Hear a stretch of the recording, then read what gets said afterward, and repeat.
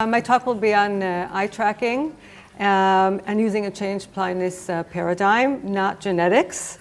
So we know that, the study has started with my colleague in Paris, with Professor Uriel Greenspan, and part of the study is also with Shaare Zedek, Dr. Adhd Aran, and we know that our eyes are a window to our brain.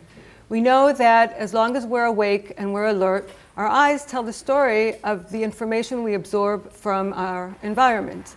We also know that we can even tell what a person feels and how a person thinks according to his eyes. So it reveals a lot about what we think and we feel. Even our pupils expand as a result of stimuli that is emotional and cognitive. So our eye movements are incorporated in most of what we look at. Of course, our environment contains far more information that we can possibly process at any given moment. So what we do is we attend selectively to different information. We attend selectively and choose the most important items and devote our time and our attention to the information that is more of interest and less to that is minor interest. So what captures our attention and what we choose to attend to really influences the way we experience and we perceive the world around us, even what we remember, and that impacts our brain and all our behavioral development. But how do we really measure? So, you know the expression by a blink of an eye, but truly, we can do this. We really perceive the world through fixations. Fixation is the focused gaze attention on any given item or object. So our brain virtually integrates the visual images that we acquire through successive fixations into a visual scene or a visual object.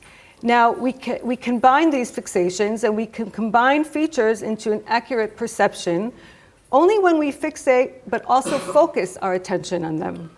Now, think about it. The more complicated, or if there is ambiguity or confusing or interesting objects, then we need to process them longer. So what's going to happen is we're going to spend more time fixating on these items. So we're going to look longer at them.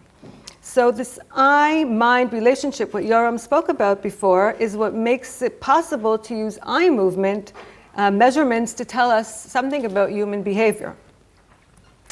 So this is a person using eye tracking information, and we see his fixations, and we see the saccades. Saccades are what combines the fixation. It's the movement between fixation and fixation. Think about reading. So we have fixation, then a saccade, then fixation. Most of the behavioral studies focus on fixations and less on saccades. This is another person looking, a group of people and their fixations. You could see the story here is that they're looking more at the person than at the objects, and this is going to be sort of the theme, I think, of this presentation, how people with autism look at their surroundings, whether objects or people. And also, why is it important to study visual attention in people with autism? So there are several studies which suggest that the social impairment, what we know about theory of mind, occurs before the theory of mind. It occurs at the attentional level of online social cognition. What happens when a person looks at people, looks at their facial expressions, looks at things in his environment. And another thing is, I don't want to talk about it that much, but we know that also today there are many people with autism who are affiliated to programs that are into, like army programs that are attuned to their visual acuity, but we also have to be careful and recognize that some people with high functioning autism do have visual acuity and superior abilities, but some don't. So I'm going to be speaking about this soon. What we know about infants, studies on infants, is that a typical baby orients to people, to faces. So he'll always look at a face that looks at him. But what's been seen with infants who develop ASD is that they actually exhibit a decline in fixating to eyes as early as 2 months. And this is already pretty much a biomarker in several studies which have been conducted in the last decade. And Also, there's overall less fixations to people's faces. And if they do fixate to faces, then it would be less to eyes and more at the mouth. And this continues over development. We also know that individuals with autism are known to have visual attentional capacities, but social deficiencies, and there is a certain trade-off. And we also know that they have overperformance on non-social details, which means they can pick up on many localized details. So, as Uta Frith said, people with autism often see, that's the weak central coherence theory, so people with autism often see the trees and not the forest. And we looked at this, and I'll show you several experiments. There have been contrasting results in the visual attention experiments over the last decade. Some do see superior visual acuity, and some of the studies show not. One of the paradigms that we use is the change blindness paradigm. Do you all know the video with the gorilla? I guess most of you do. That's a change blindness paradigm. You ask people to count the basketball players. In walks the gorilla, spends some time, walks out, and when you ask people what was the gorilla, or did you see the gorilla? And they said, what gorilla? Because they have change blindness. And this is a known paradigm, and we know that change blindness, it really hinders the ability to detect change because they're not focused on, their attention is not on the gorilla, it's on the basketball players. We also know that if we describe change detection, it means having a visual process involved at first noticing a change, but then, besides detection, there's also identification, localization, etc. So we use this paradigm that Rensink introduced. The paradigm that is used is a paradigm that you ask people to, you have two photos, two images. The first image could be a picture of an object, of a person, of something social. And then the second picture, it's the same image exactly with one item which is changed.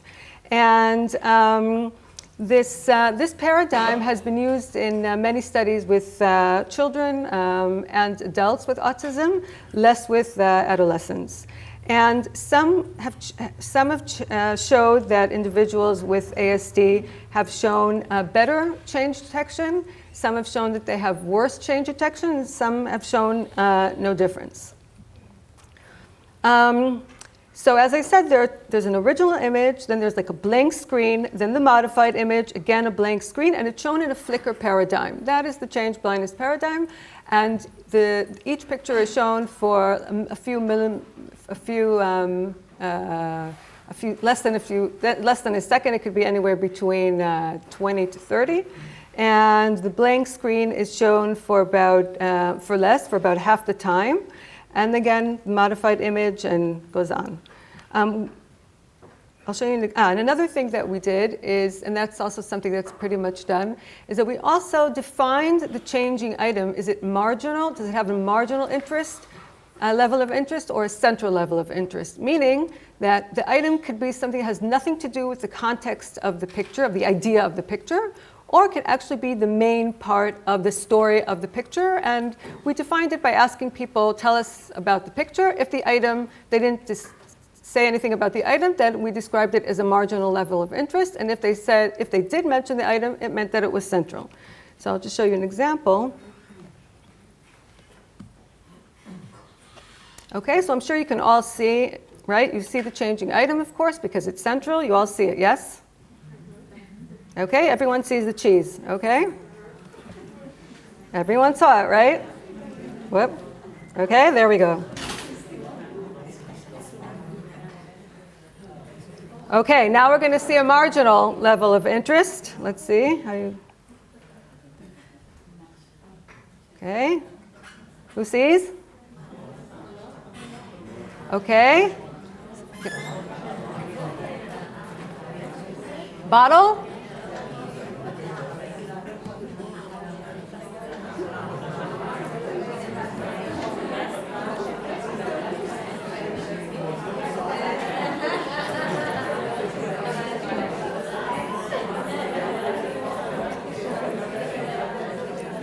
Okay, so there's a lot of excitement here. It doesn't mean this is not a biomarker yet, and cannot say if people, if you're autistic or not. If you saw the bottle, you didn't see the bottle. Okay, so it's what we do is we use the Tobii eye tracker, and I define this as an area of interest, and then we can measure how long it takes for the person to detect the object, and we can also use eye tracking measurements to see how long the person looks at the object before he detects it, because we have that too. And we also have the time to first fixation. So we have a few measurements here. This is a heat map. Okay, this is a heat map of typical people. Typical people look first at the people. They look first at the speakers, and then they look at the objects around. That is typical neurotypical behavior, okay? Yeah. Okay. So we took adolescents, and we matched ASDs with typicals, and they all had the ADHD test, and we matched them on IQ, on verbal and mental IQ, and we tested them on 36 pairs of pictures of real-world scenes, and the Tobii recorded and documented the participants' responses if they had errors, if they just pressed but they didn't really know what the object was, and the response times. And we gave them 2 practice trials for practice, and we asked them to click on the mouse when they detect the change, and also to say what the change was to make sure that they really found the correct item. Okay, so then we saw that there were differences between the 2 groups, that the response times to change detection, mouse click, was slower for the ASDs. It took them longer to find the changes in general, and it took them even longer to find the marginal than the central. Well, both groups, it took longer to find the marginal change than the central ones, but for the ASDs, they were general. Generally, it took them a longer time, and they did even worse in the marginals. We also divided the adolescents to 2 age groups. So we took the 12 to 14 and then the 15 to 18. So the 12 to 14 did worse, and the 15 to 18 performed the same, but they did not perform better in this. So I'll talk about this in a minute. And then we did the same exact test with the young adults. We have students in Ariel. We have a special program for students with autism in Ariel. There are about 50 students. They're studying different departments in the university, even in communications. And we saw the exact same thing. We saw that it took them longer to detect the change. We saw that the time to first fixation, the first time they looked at the object, it took them also longer. And then we found another interesting finding. We found that the TDs, the typicals, it took them longer they looked longer at the marginal change. The ASDs looked the same time at the marginal and at the central, and the TDs just looked longer at the marginals. So we wondered, why is that? But then when we thought about it again, and if you think about the local processing of people with autism, then we know that once a target enters your attention span, you have to see if the item is changing. There's like a speed processing, and there's also a working memory process here. And then we also have to see if there's like a trade-off. If people with ASD are going to look at the whole picture, at the whole context, at all the information, or not. So the typicals do. They look at the whole picture, they look at the whole environment, and then when they see something that's marginal, that's not really part of it, then they look at it more. The ASDs, like everything is the same. Like the tree is the same as the person, is the same as the bottle, is the same as the, and then they look at it as another element. And another interesting thing we saw was about 1/4 of the population. There was one picture of a bakery with the bakers, they had hats, bakers' hats, and they had dough on the table. And 1/4 of one of the doughs disappeared. That was a changing item. And the people with autism, like 1/4 of them didn't call it dough. We recorded what they said when they clicked on the change. What did they say? They said like towels or sheets, or they didn't say dough, because what we understood is that they just see the elements as elements, and not as the picture.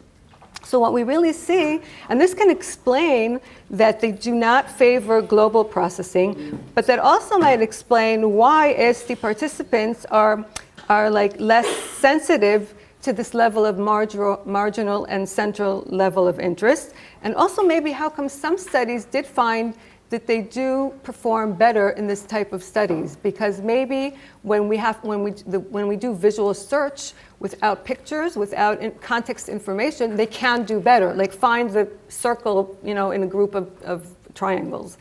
So yes, there's a certain immunity to context. So then what we did, and this goes with the weak central coherence theory. It also goes with enhanced perceptual functioning theory. But then we decided to to look at videos, not only static stimuli, but also social stimuli, like watching a video. And so we gave them videos, and then we also asked them to verbally describe the scenario. These were conflict videos. I'm not going to talk about the ABAS adaptive behavior assessment. We tried to correlate that, didn't work so nicely, but that's a different talk. And I'm going to show you a movie. Hopefully we'll be able to watch it. I apologize, it's in Hebrew and it doesn't have English subtitles. So it's a movie about Facebook. One friend puts up movies of pictures of another friend and she gets upset at her. מיכל, ראיתי את התמונות שהעלית לפייסבוק. וואי, נכון? זה פשוט מאוד יפות. לא, תקשיבי, אני נראית שם זוועה. Oh, it does have, okay. אני שונאת את החשיפה הזאת, שכולם יכולים לראות אותי. למה לך תבקש כדי שאלה? וואי, מה הבעיה שלך? את ישיבה הזאת כל כך מסבירה. Okay, so I did have English subtitles, but I didn't have eye tracking data. So the eye tracking here was very interesting. Who saw the bike? Did anybody see a bicycle in the background? Okay, you didn't see the bike, right? You looked at the faces and you looked at the expressions. So again, when we looked at the eye gazing, about 60% of the participants looked at the bike in the background and other objects. Did you see a vase, a picture? Probably not, okay? So what we're seeing is that their eye gaze is different. And when we measured this using the Tobii eye tracker, whoops. Okay, so like here's the bike and here's the picture. Okay. So what we saw was that, first of all, they looked the ASDs looked significantly less at the speaker. Now, you would imagine that if one person is like really angry at the other person, you're going to shift your gaze to see what they answer, right? So no, there was a latency. They looked later at the speaker, and they looked less at the speaker because they were looking at other objects and different things in the room. So we saw these two things, and so we saw that they're slower to shift gaze to the speaker, and what we were thinking is that what we can probably conclude is that they do have distinct problems with predicting the next turn in the conversation of the next person. They do have difficulty disengaging from the stimuli that they were focusing on, rapidly shifting their attention. And they also fail to follow a certain course of events as efficiently. So before we talk about theory of mind, we have to talk about attention, because they're missing out on all this valuable information from these social scenes before we even talk about, cognitive processing and so forth.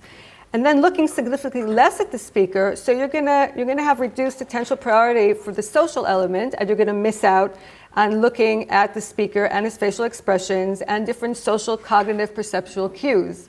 So obviously, this is something that we could think about when we're using different models for intervention and training. Another interesting thing was that we had asked them to describe the conflict. There were 6 conflicts, and we said, just describe the conflict. What do you see? What do you tell us about it? And then we measured what we call the ratio of using mental verbs as opposed to active verbs. Okay, so we should go here. So an active verb is, play, go, write, pull, walk. And a mental verb is believe, think, feel. So then when we ask them to describe the conflict, so the typicals would say, oh, she is so disappointed. Oh, he hurt her feelings. Oh, he was mean to her. But the people with autism, they would say, he called her. He talked, he walked, he said. So we had a different ratio of mental verbs. And we saw that this actually, whoops, I'm sorry. So we saw that the use of mental verbs actually correlated with the total fixation on the speaker in social films, which makes sense, because if they look less at the speaker, then they're probably going to also understand the whole conflict situation in a different way. I skipped something before, and I also wanted to show that there was a correlation between the time that they looked at the speaker and looking at the marginal level of interest. So the ASDs, the less they looked at the marginal of interest, remember we said that looking at marginal interest means, oh, something is different here. The less they looked at it, the less they looked at the speaker also, because again, we're talking about important visual information and how you process what you see. So this was the correlation, and before I just wanted to talk about one thing, about the limitation of the study, because I'm sure someone's going to ask, but what about ADHD? Because we know there's comorbidity between autism and ADHD. We did not control for ADHD because there are several reasons. First of all, with adolescents and young adults, it's very hard to form groups of ADHD, the types of ADHD, and the strategies they went through as they grew up. And so it was just and we have another study in Shaarei Tzedek just testing ADHD with very surprising results. I'll keep you in suspense.